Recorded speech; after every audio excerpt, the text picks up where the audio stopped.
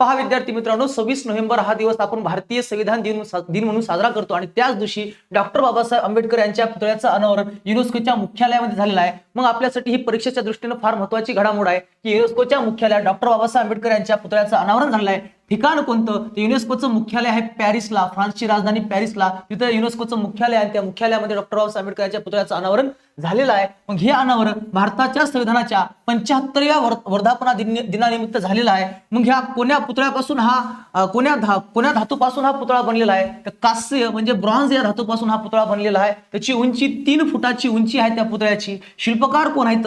नरेश कुमावत हे या पुतळ्याचे शिल्पकार आहेत। महाराष्ट्र सरकारने युनेस्कोला भेट म्हणून हा पुतळा दिला होता आणि त्याचंच अनावरण कोणी केलं आहे? ते युनेस्कोने अनावरण केलेलं आहे। मग पुतळ्यावर काय लिहिलेले शब्द आहेत, त्याच्यावर काय शब्द लिहिलेत ते शब्द सुद्धा लेख सुद्धा महत्त्वाचा आहे। Architect of the Indian constitution, 70 year of the Indian constitution, 70 year of the Indian constitution, doctor Babasaheb Ambedkar यांच्या पुतळ्याचं संविधान दिनीच अनावरण झालेलं आहे। 26 नोव्हेंबर 2025 ला त्याचं अनावरण झालेलं आहे।